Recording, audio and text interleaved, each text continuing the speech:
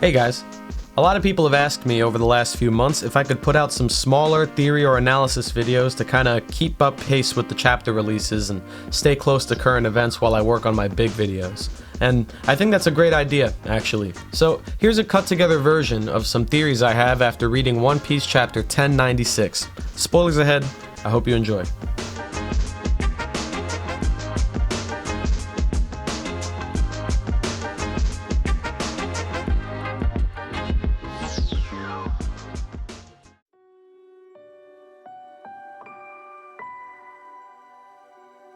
We seem to have an introduction to a couple of God Knights here that aren't Garling. I'm going to assume these are all God Knights. Now, one thing that first came to mind, I was reading this chapter. First thing that came to me, this one here. I don't know what the deal is. I don't know if there is a connection. I couldn't tell you what it is exactly. But this God Knight or this Celestial Dragon looks kind of like Yorke to me. I don't know, is that just me, guys? I kind of get Yorke vibes from this one. Now, I don't know how that would work in terms of, like, you know, the connection to Vegapunk. It's possible, and this is something we might learn about later, that while Vegapunk split his brain between the clones, the bodies of each of the clones may not be from Vegapunk, right? Because Vegapunk doesn't look anything like his clones. They all look like completely different shapes and sizes and anatomies and so on and so forth. We don't have an example of Vegapunk creating like a person from scratch. The people that we've seen Vegapunk create, whether it be the Seraphim, the Pacifista, they're all clones of an existing person. So we have the Seraphim who use the lineage factor from existing warlords. We have the Pacifista, which obviously use Kuma's lineage factor. We have Stussy, who was cloned from Buckingham Stussy's lineage factor. And we have all the Vegapunk clones. But we don't really know where their designs came from, where their likenesses came from. And I think it's just interesting to me that this one happens to look very similar to Yorke, and Yorke was the one that has this like ingrained desire to become a celestial dragon. So what does that mean? Could it be that Vegapunk has been using the lineage factor provided to him by the world government? So the world government provided him the lineage factor for all the warlords, which he would use to make the Seraphim and the Pacifista. They provided him with the lineage factor to like make those devil fruit powers and put them in different people's bodies, in the Seraphim's body. It could be that they also provided him with the lineage factor of celestial dragons or something like that, or world nobles, in order to create his clones, maybe. I don't know, just something to think about. So it could be that his clones are made from other people, taking their lineage factor, combining it with his brain, taking part of his brain and sticking it in a clone made from someone else's lineage factor, and then you get one of the many Vegapunks. So if he had taken this Manmeyer, whoever this Manmeyer family person is, I'm assuming they're part of that family here. If the Manmeyer family or their lineage factor made its way into Vegapunk's lab, and he made Yorke using that lineage factor and then put a piece of his brain, or put his brain into that clone, the Manmeyer clone, it could be that that's the reason that Yorke turned on Vegapunk, that Yorke maybe has some desire to become a celestial dragon because it's ingrained in their blood, in their lineage factor.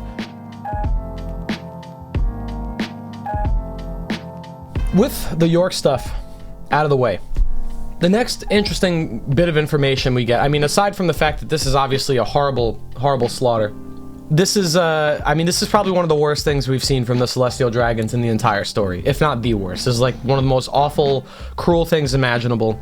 And it's just kind of crazy to me that while this is happening, Garp's just kind of lounging. He's just kind of lounging on this poolside chair and just taking in the sun here. But it's just kind of crazy to like juxtapose that, you know what I mean? But before we get to Garp, let's talk about the fact that we have Fleet Admiral Kong here. We get to see Kong finally do anything, literally something, like in the story. Kong has done absolutely nothing up until now, and I guess he really hasn't done anything still, if we're being real. You know, we see him say here, our reports haven't been verified, but if the danger is real, it'll be a disaster. He's more concerned about pirates pulling up to this island than about the Celestial Dragon's brutal killing game. He doesn't seem to care too much about that. And honestly, neither does Garp. And this is the point I wanted to get to, where he goes, you want me to go way out to the boonies to fight? What's the point? He doesn't seem to give a shit about this. He might not even know exactly what's happening at God Valley. That's also a possibility. But this line is interesting here. This is about the Celestial Dragon's little field trip, isn't it? Why should I care if they're in trouble? I always said it would come back to bite you if you messed with Hachinosu. It's their own damn fault for poking the hive. So this is the kicker, right? What did they expect? You don't just swipe the crown jewel of Pirate Island. Of course they'd come to get it back. Where in the world did you hear about that? You must have assigned them extra protection to compensate for their stupidity, right? So, what's got you flustered? Well, there's something we didn't account for. It seems Roger's on the move there too. Lead with that next time. I'm on my way. So Roger is the guy that... Roger needed to be mentioned to get Garp out of his chair. So Garp is more concerned about Roger than he's concerned about rocks. Which is something I didn't... I don't know if I was expecting that, right? Because we always knew Garp was the one that was on Roger's tail the whole time. He was like Roger's marine rival. But for some reason, he doesn't seem concerned with the idea of the Rocks pirates going to fight the Celestial Dragons, right? Isn't that something that you would think, like, given the reputation that the Rocks pirates have, given the reputation that Hachinosu has, and, you know, all the people involved in that crew, how Garp talks about it down the line in the future, you would think he'd be a little bit more pressed about this. He'd be like, okay, we have the entire Rocks crew on the move right now to go fight some Celestial Dragons. I don't really care about that. Let them deal with it. They're idiots. That's their fault. Oh, but Roger's coming. Oh shit, I gotta get there. This is a problem. Why? Why is it a problem? And I think that might have something to do with the way that God Valley ends and the way it finally plays out. But what I want to focus on is the crown jewel of Pirate Island, this thing that gets mentioned here. Now, I have two potential options for what the crown jewel is. I think the crown jewel of Pirate Island is very likely to be either Roger's egg or something else. Let's explain the Roger's egg thing. We're going to see later in the chapter. This is very early in Roger's career. You know, we've been wondering about this egg that's been on Roger's ship the entire time. We've seen all the flashbacks with Roger. We've seen his ship. We saw the Oro Jackson. There's this big giant like Yoshi egg that's like on the ship. It's sitting there, and we've been wondering this whole time is like, what's the deal with that egg? What's going on with that egg? What's it gonna hatch? What's inside? Where'd he get it? Why has he had it this entire time? This egg may have originated at Hachinosu, and the Celestial Dragons maybe pulled up to the island and they stole it from the island, maybe to add it to their collection. We know how they are. You see the way that they treat Kuma. They kind of treat him like a trophy for being a rare race. You know, he's a buccaneer. Look, he's a buccaneer. It's like they treat them almost like some sort of like collectible or trophy thing. Par for the course with the Celestial Dragon. So this is not new behavior from them. Here we have a situation where they may have stolen an egg from Pirate Island for a similar reason. Oh, this is a rare thing. I know what this is. I want to have this in my collection. I want to bring this back home. So what could be in the egg? Well, it's possible that there could be a real dragon inside that egg. We don't have any big examples of real dragons in the story. We have Kaido, who is a dragon by virtue of his devil fruit. We have an artificial dragon. We have a couple artificial dragons made at Punk Hazard. And then we have the dragon that Ryuma fought. But Ryuma fought that dragon so long ago that it doesn't even fall in the present timeline of the One Piece story. Yeah, there's no like modern dragons. There's no dragons anywhere in One Piece. This is kind of like a Game of Thrones situation where dragons are known to have existed. They're real. In One Piece's case, there's like these workaround methods for acquiring dragons, whether it be by a devil fruit or lab made, but there's no like natural dragons. So where'd they all go? I feel like a giant egg that seems to have not hatched. It takes a long time to hatch, so much so that it was on Roger's ship for a majority of his career, presumably, and it still hadn't hatched. That sounds like a creature like a dragon.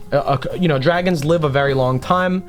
Their eggs, typically in fantasy, tend to remain dormant for a very long time. There was a dragon, we know for a fact then there was a real dragon 400 years ago. That's still a large gap of time. It's possible that that dragon died after Ryuma killed it, and there was no other dragons. That could have been maybe the only one left at the time, who knows? That'll have to be a blank that Oda fills in later.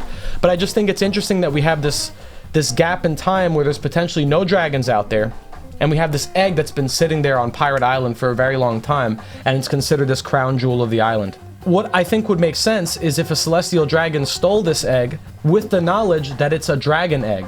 That would be very fitting, right? Because think about it. You are a celestial dragon. You consider yourself a god of the world. This is a mythical creature, extremely rare, and it bears your likeness. It's a dragon. It's the very thing you're named after. You're a dragon. You call yourself a dragon. This is a real dragon. Wouldn't you want to own a dragon as a pet? Like, just put yourself in the mind of Charlos. Put yourself in the mind of Charlos or Roswald or any of these fucking idiots. Oh, it's a dragon egg! That could make for a good pet, Daddy! I could eat my tea and crumpets on the backs of my slave while looking at my dragon in the morning. Please, Daddy, can I have it? Can I have the dragon egg, Daddy? Please! Sure, son. You can have this dragon egg. Take it. Take it from Rox and put it on your ship, son. Good job, Charlos. I love you, son. We celestial dragons must keep the bloodline pure, Charlos. When we go back to Mary Joie, I'm going to kiss you later. So they stole the egg. Obviously, Rox wants to get the egg back. So, Rox goes over to God Valley. He sails all the way there. We're gonna get this egg back. But as we know, at the end of God Valley, Rox fails. He presumably dies. Rox is dead. So Rox definitely didn't succeed in his goal of getting back the treasure, the crown jewel of Pirate Island. That's where Roger comes in. Because Roger was the third party no one was expecting. Roger was this wild card that kind of got thrown into the mix, right? If Roger didn't pull up, we would have had Rox versus the God Knights and the Celestial Dragons. Rox would have pulled up, probably succeeded because he wouldn't have had Roger to fight back against him. And then in the process, he would have gotten the egg back and gotten away and blah, blah, blah. Victory for Rox. But that's not what happened. Roger came in, he stole the show, and then I think he actually literally stole the egg. I think that's what Roger escaped from God Valley with, was two things. Shanks, baby Shanks, possibly even baby Buggy. That's something we don't have a confirmation of yet, because we don't know where Buggy came from.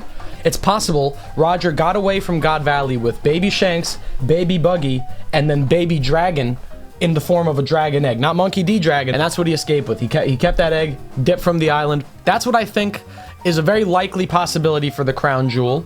And then I'm assuming at some point in Roger's career, or maybe even after he died, that egg possibly hatched, right? Because where did that egg go? Where has that egg been in the last 20 years? Roger died. He died on the execution stand. The crew split up. I think the last time we saw the Oro Jackson, it had the egg on it. Where could this egg be? Well, what if I were to present an idea to you guys that kind of wraps things together in a very nice, neat bow? Where would this egg be right now? What did that hatch into and where is it? Well, if they had the egg on the ship when Roger left, that means that someone that isn't Roger took that ship and continued sailing with it. Well, we know Rayleigh didn't do that because Rayleigh doesn't have the ship right now. Recently in the story, we've had a mysterious character get introduced to us. And this is a character that is apparently has a lot of knowledge about the poneglyphs, the Void Sentry, might actually have the answers for how to get to Laugh-Tale, according to Eustace Kid, according to some people. The man marked by flames. There's a man marked by flames riding around on a burned, charred black ship. Think about the possibility. If this egg hatched into a dragon aboard Roger's original ship, that dragon may have hatched and scorched the whole ship. Might have lit the whole ship up. Maybe the dragon is powerful enough to create whirlpools in the ocean. If there's a man that was sailing this ship with the egg on board, and he was there for this hatching, he may have been marked by flames. I'm positing that Scopper Gaban is the man marked by flames, and he's marked by the hatching of the dragon that was in that egg, that not only burned him, but burned the Oro Jackson. And now Scopper is traveling around with the fucking dragon, causing whirlpools and so on and so forth. And that's the crown jewel that was taken from Hachinosu. That's the first idea. But the second idea, in terms of the crown jewel for Pirate Island, is the giant straw hat. I think there's a possibility the giant straw hat may have been the crown jewel of Pirate Island. The Buccaneers. I'm willing to believe that Hachinosu was created by the Buccaneers. This is originally a Buccaneer island, right? Pirate Island. Well, Buccaneer is often used as a synonym for pirate. In fact, in the real world, and possibly even in One Piece, Buccaneers are like the progenitors of Golden Age pirates, of standard swashbuckling pirates. It started with the Buccaneers. So you could almost say Pirate Island is the same thing as calling it Buccaneer Island. Almost. It has a real-world equivalency in the island of Tortuga. Tortuga, meaning turtle in Spanish, is an island off the northern coast of Haiti. In the Golden Age of piracy, the island was known for being a pirate haven. The rocky island was protected by a strong fort and provided safe anchorage for French buccaneers between raids on Spanish ships. As a matter of fact, buccaneers were very well known for protecting islands, for they were almost seen as heroes, right? They protected various islands from raids of Spanish fleets and so on and so forth. They protected Tortuga. That was like a big one that they protected. It's one of the reasons it was able to remain a pirate haven, was that buccaneers stayed there and protected it. It's very possible that Pirate Island was created by the Buccaneers 900 years ago or whatever as a haven for other buccaneers, for pirates. Very direct real-world equivalency. And we have, you know, the whole thing with the giants being based off of Vikings, who were like the OG pirates. We have humans being based off Golden Age pirates, and the buccaneer race being humans with giant blood, almost, kinda, and then buccaneers as a concept being in between of, like, you know, old style pirates and new age pirates. So it all kind of works together, it fits together. Well, why does this make sense for the giant straw hat being the crown jewel of the island? The reason I think this works is because Joy Boy, if that's Joy Boy's hat, we don't have a confirmation it is, but if we're assuming the giant straw hat belongs to Joy Boy, based on its size, there's a good chance that Joy Boy was a buccaneer. The Buccaneers are a race of people that basically started the whole idea of resistance against the world government. We have this line later in the chapter: "You're the buccaneer brat. You can either live as a slave or die. Nothing else can be tolerated for someone of your ilk. You can either be a slave or die. You can't tolerate anything else out of a buccaneer. Why? What did the Buccaneers do that was so terrible? That is what the tides of time have decided." And then Kuma says, "If you're born to be a slave, then what's the point in being born at all? If I have some kind of power now, I'm going to use it to save as many people as I possibly can." Just like Nika. Not only is Nika part of the Buccaneer folklore specifically, it's like a Buccaneer folktale. We got that from Kuma's dad, Clap. We know now that Nika is not just any story, it's one that's told, that's been passed down through the Buccaneers. We know that Kuma wants to be just like Nika.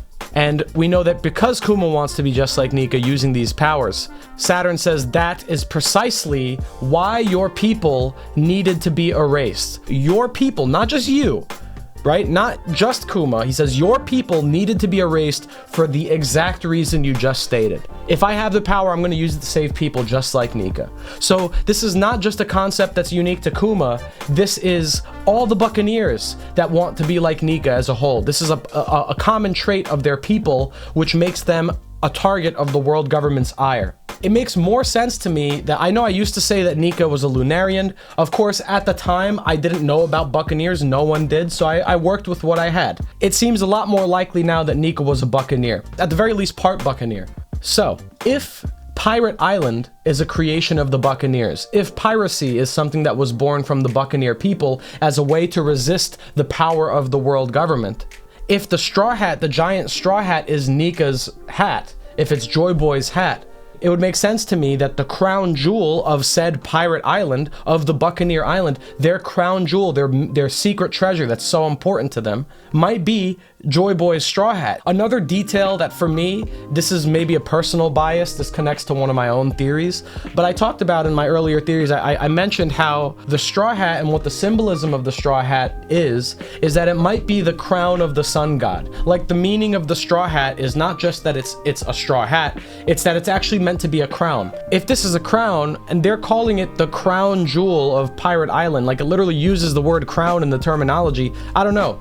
that could be a helpful piece of information to tie it in there. But like I said earlier, that's a little bit of my bias coming through, because that does tie into my own theory. That's not really a part of the story, but that's just kind of a way I'm trying to make it all connect together. So that's all for today, guys. If you enjoyed those theories and ideas, please check out the rest of the VOD, the 1096 review that I have up on my channel. It's available publicly, it's free, so go check it out. I do go into the rest of the chapter there, talk about some more theories, answer, some super chats and some questions that people have. It's a great time, so I highly recommend checking that out if you enjoyed the video today. And if you did enjoy, also please like and subscribe to keep the music alive. It does help me out very, very much. And until next time, I hope you all have a good day, a good night, and a wonderful romance dawn. Take care, guys.